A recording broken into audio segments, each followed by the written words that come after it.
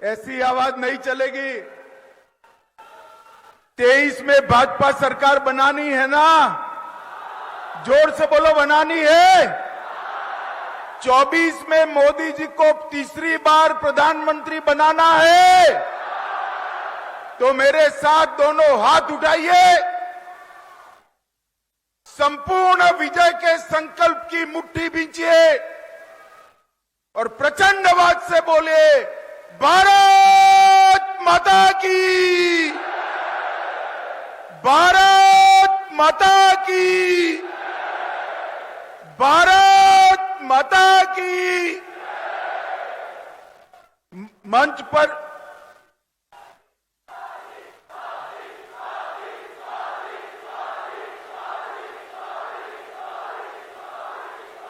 बोलो वंदे वंदे। मंच पर उपस्थित श्रीमान सीपी जोशी, प्रदेश भारतीय जनता पार्टी के अध्यक्ष महोदय,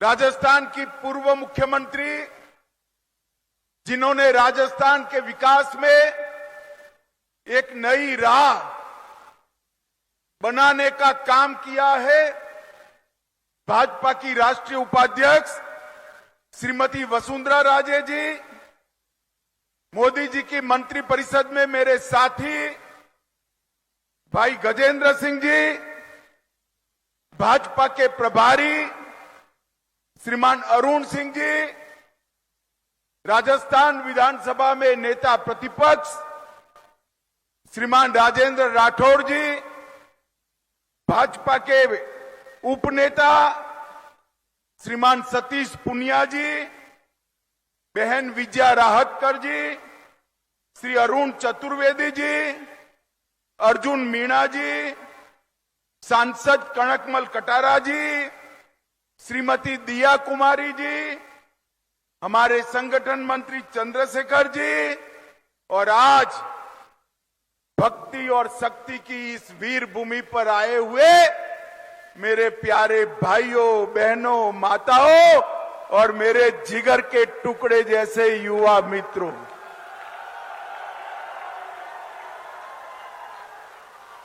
ये गहलोत जी खामखा इस आयु में इधर उधर घूम रहे हैं। ये सभा का कोई इनको वीडियो बता दे तो गहलोत जी को मालूम पड़ जाएगा कि उनकी सरकार का जाने का समय शुरू हो गया। किसान को खेत में रहने का समय है, मेघराज का आगमन हो गया है। मेरे आदिवासी भाइयों बहनों को भी खेत खलियान में छोटे छोटे खेतों में काम है, फिर भी आज जो नजारा मेवाड़ की धरती पर मेरे सामने है वो बताता है 23 और 24 दोनों में पूर्ण बहुमत के साथ भारतीय जनता पार्टी की सरकार बनने जा रही है। माताओं भाइयों बहनों, मैं सबसे पहले भगवान एकलिंग जी को प्रणाम करना चाहता हूं। नाथद्वारा में विराजमान ठाकुर जी को भी प्रणाम कर कर मेरी श्रद्धा व्यक्त करता हूं। जगदीश मंदिर, महालक्ष्मी मंदिर, करणी माता मंदिर और मां अंबा के मंदिर को भी प्रणाम करता हूं। आज मैं जब यहां आया हूं तब सबसे पहले हिंदुओं के सूर्य और जिन्होंने स्वधर्म स्वदेश और स्वभाषा के लिए रान रान पान पान जंगलों में घूमना पसंद किया मगर मुगलों के सामने सर नहीं झुकाया, वो वीर सपूत महाराणा प्रताप को मैं प्रणाम करना चाहता हूं।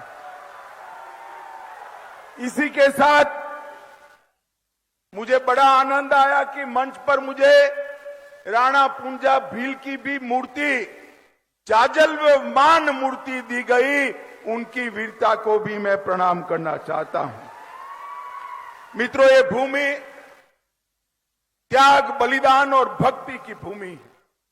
ये भूमि भारतीय जनता पार्टी का गढ़ है और ये भूमि से ही राजस्थान में भारतीय जनता पार्टी की विजय पताका यहां से ही निकलती है।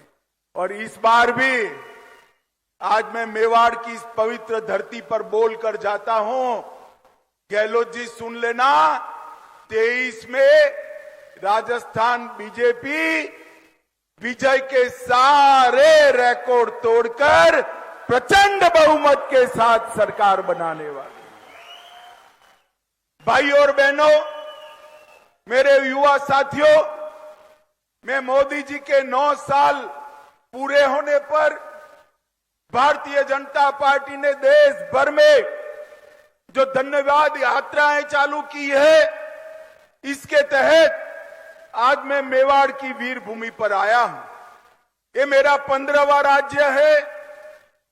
मैं देश भर में घूमकर आया और देश भर में मोदी जी के लिए जो समर्थन देखा है, ये निश्चित है कि 2024 में फिर से 300 सीटों के साथ नरेंद्र मोदी जी प्रधानमंत्री बनने जा रहे हैं।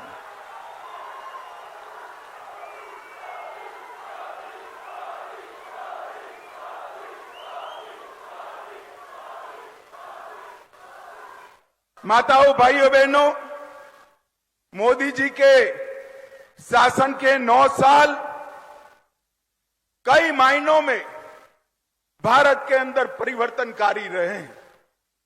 मोदी जी के शासन के 9 साल गरीब कल्याण के 9 साल रहे। मोदी जी ने कहा था 2014 में जब संसद में पहली बार पहुंचे, उन्होंने संसद की भूमि को माथे पर लगाकर कहा था, ये सरकार गरीबों की, दलितों की, आदिवासियों की, पिछड़ों की सरकार है। और 9 साल में इन्होंने इसके लिए ढेर सारे काम किए हैं। मित्रों, मोदी जी के नेतृत्व में ये 9 साल में देश के करोड़ों किसानों को पहली बार 6,000 रुपया प्रति साल मिला है।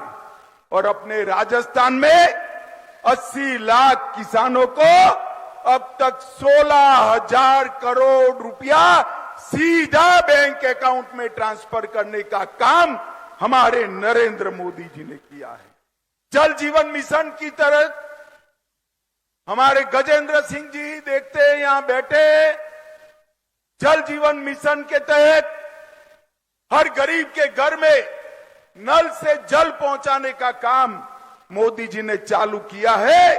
और राजस्थान में 43 लाख परिवारों को अपने घर में शुद्ध पानी पीने का पहुंचाने का काम किया है। मित्रों, राजस्थान में 86 लाख शौचालय बनाए, 1 करोड़ कार्ड को 4.2 करोड़ लोगों को 3 साल से मुफ्त में प्रति व्यक्ति प्रति माह अनाज देने का काम ये भारतीय जनता पार्टी की सरकार कर रही है। 5.75 लाख उज्ज्वला के कनेक्शन दिए गए, 84,000 कनेक्शन मेरे ट्राइबल भाइयों को, आदिवासी भाइयों को देने का काम ये भारतीय जनता पार्टी की सरकार ने किया। 18 लाख लोगों को खुद का घर देने का काम ये भारतीय जनता पार्टी की सरकार ने किया है। मित्रों, मैं पास के गुजरात से ही आता हूं। यहां बहुत बड़ा जनजाति समुदाय है, आदिवासी समुदाय है। मेवाड़ के राणाओं ने जो लड़ाई लड़ी, इसके साथ मेरे आदिवासी भील भाई कंधे से कंधा लड़ाकर मुगलों के सामने लड़ने का काम आदिवासियों ने किया है। और स्वतंत्रता संग्राम में ढेर सारे गौरवमय प्रकरण मेरे आदिवासी भाइयों के नाम पर लिखे।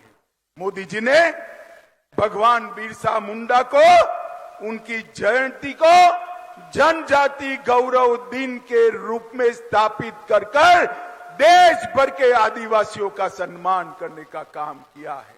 इसके साथ पहली बार आजादी के 75 साल के बाद एक आदिवासी महिला को, गरीब घर की महिला को द्रौपदी मुर्मू से महामहिम द्रौपदी मुर्मू बनाने का काम नरेंद्र भाई ने कर समग्र देश के आदिवासियों को गौरव दिलाया है। पहले गहलोत जी सुन लीजिएगा, 10 साल आपकी सरकार चली सोनिया मनमोहन की, सिर्फ 90 एकलव्य विद्यालय थे। ये आदिवासी बच्चों को पढ़ाने के लिए 14 से 24-22 में 500 से ज्यादा एकलव्य विद्यालय भारतीय जनता पार्टी की सरकार ने बनाए। 40,000 से ज्यादा शिक्षक भर्ती किए, 30 लाख से ज्यादा विद्यार्थियों को छात्रवृत्ति दी और जनजातीय मंत्रालय का बजट जो पहले 1,000-1,500 करोड़ था, मोदी जी ने बढ़ाकर 15,000 करोड़ करने का काम किया है।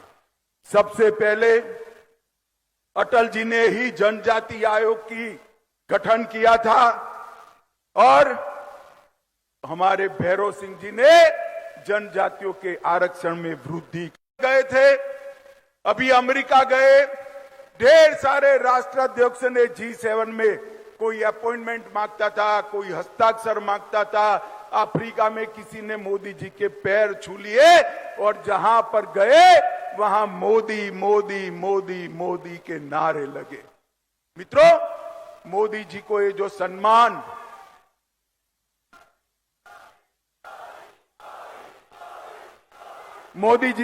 सम्मान समग्र विश्व में मिल रहा है, ये मोदी जी का सम्मान नहीं, ये भारतीय जनता पार्टी का सम्मान नहीं है।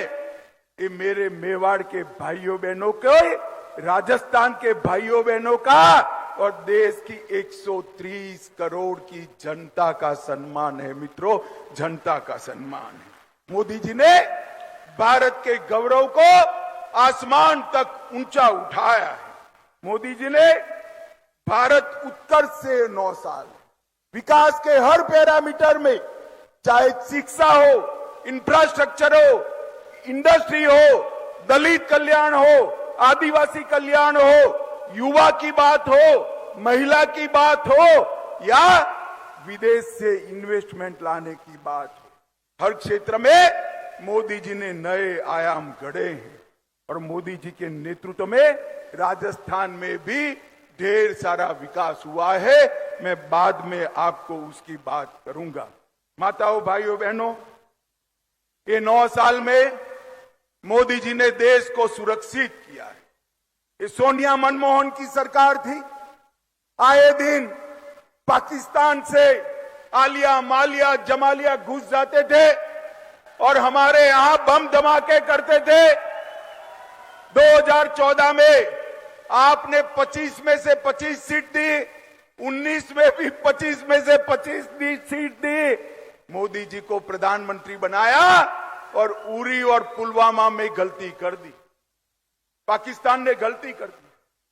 परंतु इस बार मौनी बाबा मनमोहन जी प्रधानमंत्री नहीं थे, नरेंद्र मोदी प्रधानमंत्री थे। इस बार कांग्रेस की सरकार नहीं थी, भारतीय जनता पार्टी की सरकार थी।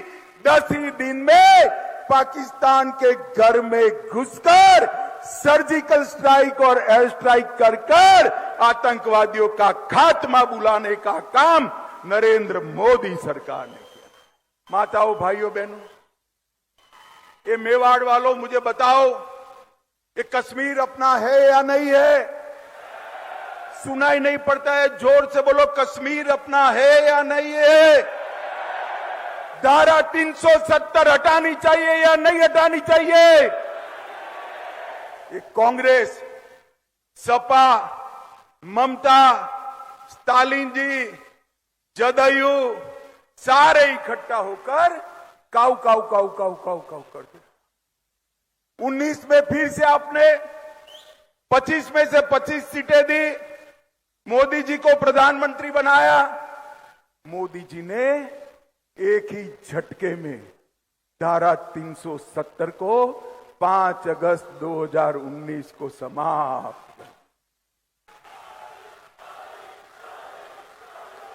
और ये राहुल बाबा कहते थे कि धारा 370 मत हटाओ वरना खून की नदियां बह जाएगी।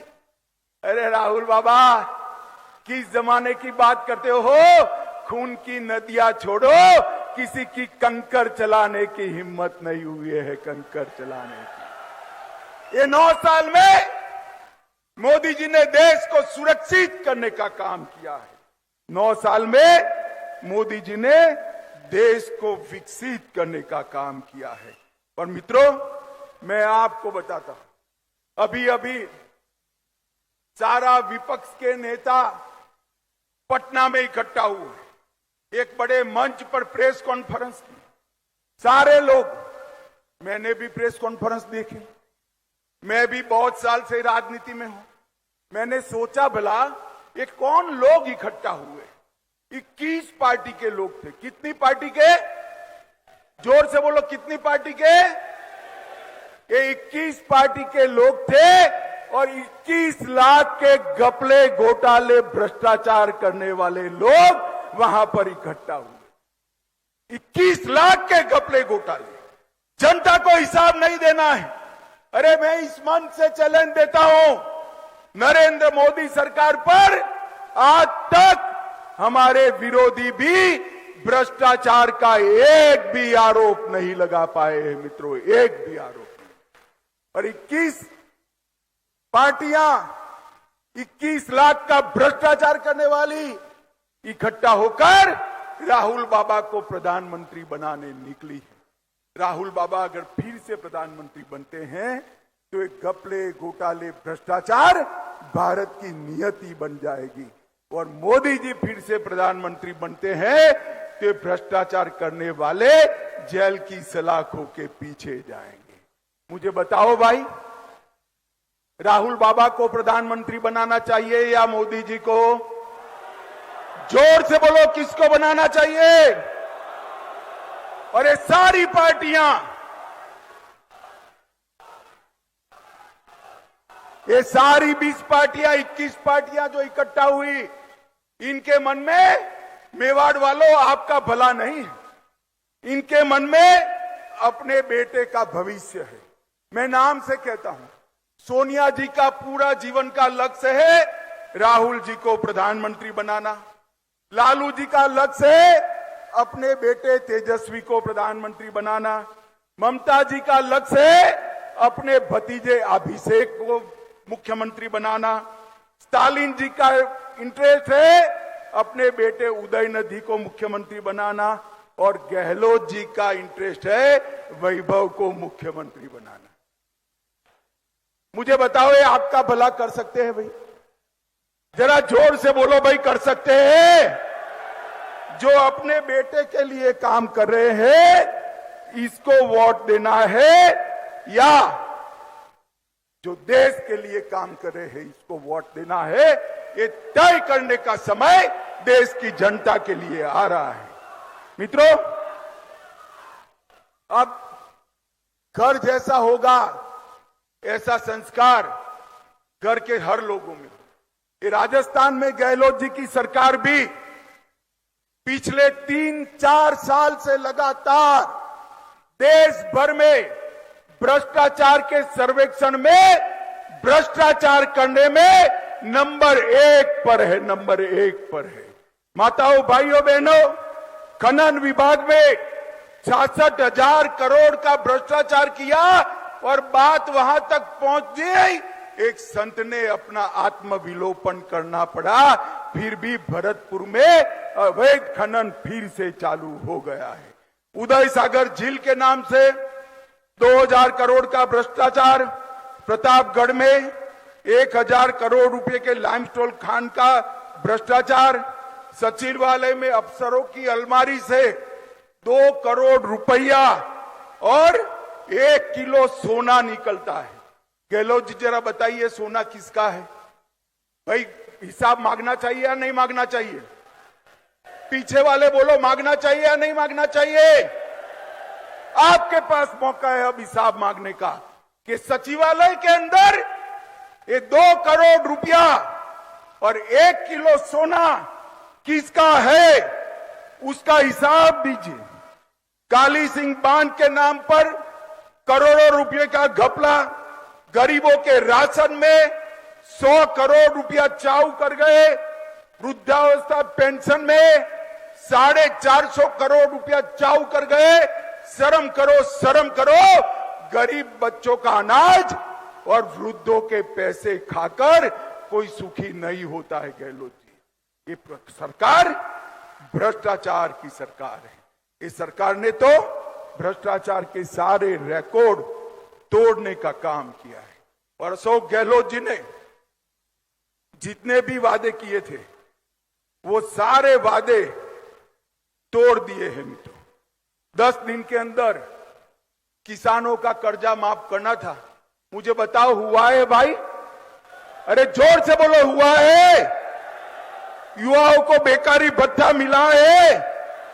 उल्टा 19,000 किसानों की भूमि कुर्क करने का काम ये सरकार ने किया है। मित्रों, 19 से ज्यादा पेपर लीक हो चुके हैं। बेरोजगारी और बलात्कार में राजस्थान देश भर में नंबर 1 पर है और उनके ही प्रदेश कांग्रेस अध्यक्ष के बेटे टॉपर कर जाते हैं, जनता बिचारी रह जाती है। मित्रों, एक दूसरी बात है, इस प्रदेश में कानून और व्यवस्था की स्थिति बुरी तरह से चरमराई गई। 2000 में जयपुर में बॉम्ब ब्लास्ट हुआ था। मैं उस वक्त गुजरात का गृह मंत्री था, वसुंधरा जी यहां थी। सबको पकड़ा। इनके एडवोकेट जनरल को फुर्सत ही नहीं है पैरवी करने के और सारे से सारे लोग छूट गए। 50 लोगों को मारने वाले दहशतगर्द आतंकवादी आज निर्दोष छूट गए हैं और इनको शर्म नहीं आती। और मुझे कहते हैं कि क्या किया कन्हैया लाल ने। अरे तुम्हें, आपको पहले शर्म आनी चाहिए। माताओं, भाइयों, बहनों, बताओ कन्हैया लाल को सुरक्षा किसने नहीं दी? जोर से बोलो, किसने नहीं दी? जोर से बोलो, किसने नहीं दी? मर गया तब तक किसकी पुलिस चुप रही? अरे आप तो पकड़ना भी नहीं चाहते थे, एनआईए ने पकड़ा। और झूठ मत बोलो गहलोत जी, चार्जशीट नहीं हुई है। मैं डंके की चोट पर कहता हूं, 22 दिसंबर 2022 को चार्जशीट हो चुका है। स्पेशल कोर्ट बनाने का काम आपका है, जिससे जल्द सजा दी जाए। राजस्थान सरकार हाई कोर्ट को भरोसे में लेकर स्पेशल कोर्ट नहीं बनाती है, न तो आज तक कन्हैया लाल के दोषियों को फांसी पर लटका चुके होते। मित्रों, लटका चुके। इनको शर्म आनी चाहिए। ये वोट बैंक की राजनीति करते हैं। मैं आज इतना कहना चाहता हूं, मोदी जी ने PI5 पर बैन लगाया।